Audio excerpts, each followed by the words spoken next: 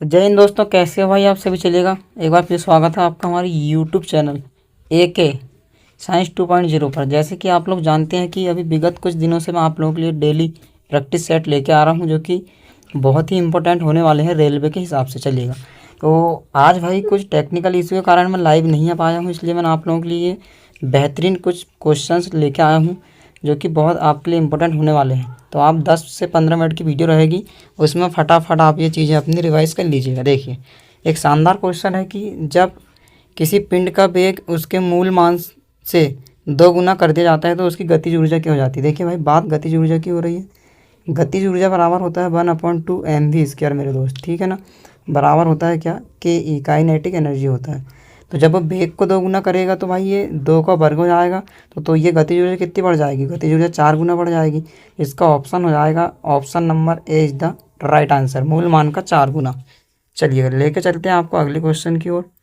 तो ये रहा दोस्त अगला क्वेश्चन, जैसे कि आपकी स्क्रीन पर है कि निम्नलिखित में से कौन सी अभिक्रिया ब्लीचिंग पाउडर विरंजक चूर्ण का संश्लेषण का प्रतिनिधित्व करती है। मतलब आपको विरंजक चूर्ण बनाना है, ब्लीचिंग पाउडर बनाना है, ठीक है, जिसका उपयोग आप पानी को शुद्ध करने के लिए करते हैं मेरे दोस्त, ठीक है। कौन सी गैस का उपयोग किया जाता है, तो क्लोरीन गैस का उपयोग किया जाता है। कैल्शियम हाइड्रोक्साइड की क्रिया क्लोरीन के साथ कराते हैं, ठीक है। तो हमको क्या मिलता है, ब्लीचिंग पाउडर और प्लस साथ में आपका जल बनता है। तो option number A is the right answer मेरा भाई। चलिए चलते हैं अगले क्वेश्चन की तरफ। ये रहा भाई अगला प्रश्न, कौन हमारे शरीर के केंद्रीय तंत्रिका तंत्र का एक भाग है, ठीक है। केंद्रीय तंत्रिका तंत्र आप जानते हो, एक मस्तिष्क होता है और एक होता है मेरे भाई मेरुरज्जु, ठीक है ना। तो बोलना है कि केंद्रीय तंत्रिका तंत्र का भाग है, मस्तिष्क तो है नहीं, ऑप्शन होगा आपका मेरुरज्जु is the right answer.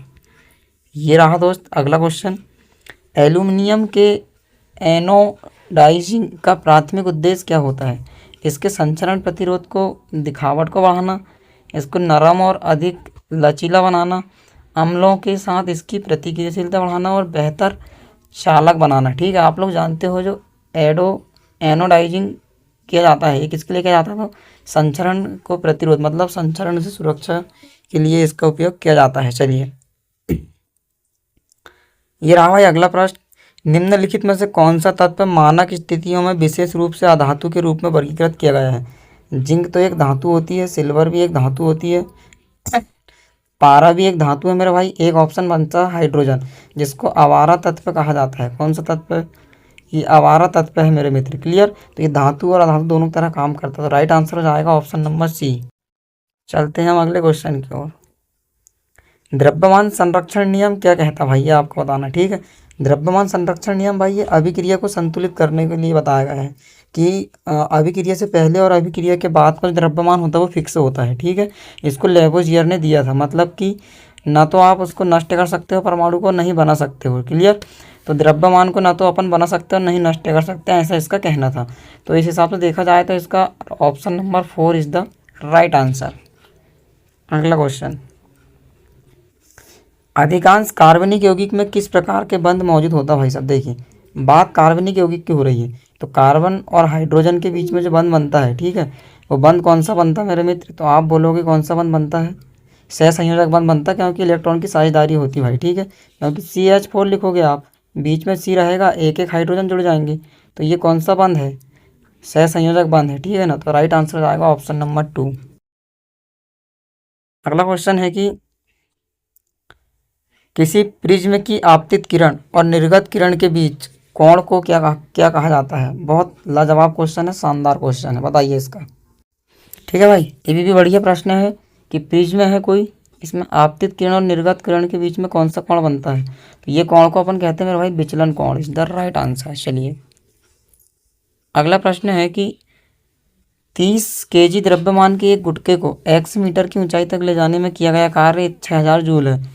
x का मान मीटर में क्या होगा अगर g का मान इतना है। आप लोगों को मैंने कल भी एक क्वेश्चन समझाया था कि जब ऊंचाई में काम होता है तो फॉर्मूला लगता है W बराबर mgh। तो कितना हो रहा, कार्य कितना हो रहा है, तो आप बोलोगे सर 6000 जूल काम हो रहा है, बराबर, ठीक है ना। m का मान कितना दिया है, तो 30 दिया मेरे भाई, g का मान 10 है और h का मान अपने को ज्ञात करना है।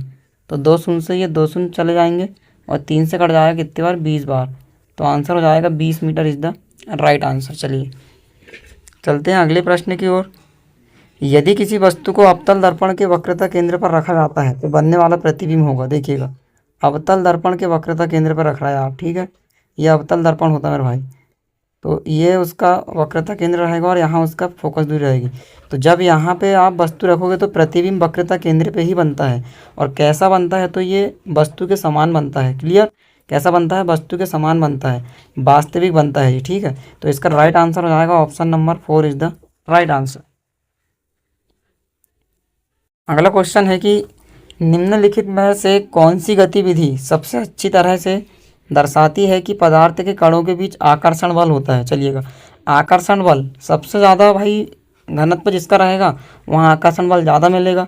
स्पंज तो उतना घनत्वशील नहीं रहता है, पानी का चीनी घोल ये भी नहीं रहता है, पानी बनाने के लिए बर्फ़ ये भी नहीं रहता मेरे भाई। चौक को तोड़ना, चौक जो होती है एकदम घनत्व से रहती है। तो सबसे अच्छा जो ऑप्शन रहेगा option number 3 is the right answer. चलिए, ये रहा मेरे मित्र अगला क्वेश्चन।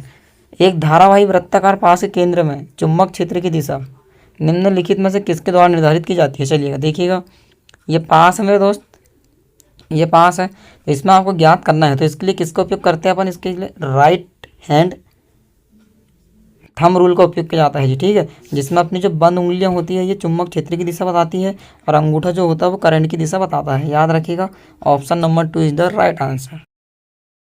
अगला क्वेश्चन है कि निम्नलिखित में से कौन सा एक विषमांगी मिश्रण है भाई। विषमांगी मिश्रण, देखो सिरका तो समांगी मिश्रण हो जाएगा, क्लियर, और वायु भी अपना मिश्रण है, लेकिन बात विषमांगी मिश्रण की है। शर्करा भी मिश्रण है, तो सही आंसर इसका रहेगा कौन सा, मिट्टी। मिट्टी जो है इसका एकदम राइट आंसर होने वाला है। चलिए अगला क्वेश्चन, एक समान गति के लिए निम्नलिखित में से कौन सा कथन सही है। एक समान गति भाई, ये ग्राफ का क्वेश्चन है, ठीक है ना, ये एक समान गति दिखाई देती है। तो एक समान गति के लिए क्या होता है कि जो अपना जो ढाल बन रहा होता है, ठीक है, ये स्थिर होता है।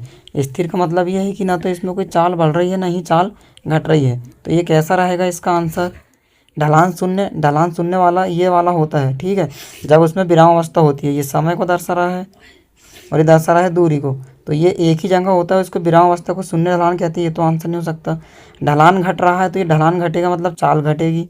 ढलान स्थिर है भाई, तो ये स्थिर वाला हो गया, और ढलान बढ़ रहा है तो चाल बढ़ेगी। तो राइट आंसर हो जाएगा इसका एकदम करेक्ट आंसर कौन सा होने वाला भाई, इसकी दूरी समय ग्राफ ढलान स्थिर होती है। चलिएगा, ये रहा अगला प्रश्न, बेकिंग सोडा का रासायनिक नाम क्या है। बेकिंग सोडा का आप फॉर्मूला जानते होंगे, NaHCO3 भाई, क्लियर, NaCO3। तो इसका जो रासायनिक नाम हो जाएगा सोडियम हाइड्रोजन कार्बोनेट, या इसी को बुलाता है सोडियम बाइकार्बोनेट। तो option number 4 is the right answer. ये रहा भैया अगला सवाल, एक कार विराम अवस्था चलना चालू करती, देखिएगा, विराम से चलना चालू करती मतलब यू का मान 0 हो गया, 5 सेकंड के लिए 2 मीटर प्रति सेकंड स्केल का त्वरण लग रहा, तो ए का मान हो गया कितना 2, समय कितना दिया 5 सेकंड, अंतिम वेग बताना है, तो भी बराबर होता है U + AT होता है मेरा भाई। तो ए का मान कितना है, आप बोलोगे सर 2 है, समय कितना लग रहा 5, तो सही आंसर हो जाएगा इसका 10 मीटर प्रति second. Option number 4 is the right answer. चलिएगा, ये रहा भाई अगला क्वेश्चन, चंद्रमा पर किसी पिंड का भार पृथ्वी की तुलना में कम होता है, क्यों। ये कई बार मैंने आपको बताया, भार कितना कम होता है पृथ्वी की तुलना में, 1/6 गुना कम होता है। ये क्यों होता है, क्योंकि वहाँ गुरुत्वाकर्षण बल जो है वो कम होता है। ऑप्शन नंबर 1 समझा दूंगा, आज के लिए इतना ही रखते हैं। तो आप लोग सभी लोग भाई जो है बढ़िया वीडियो देख लीजिएगा, आपका 10-15 मिनट में बहुत सारे क्वेश्चन रिवीजन हो जाएंगे। तो हम मिलेंगे कल, तब तक के लिए जय हिंद जय भारत।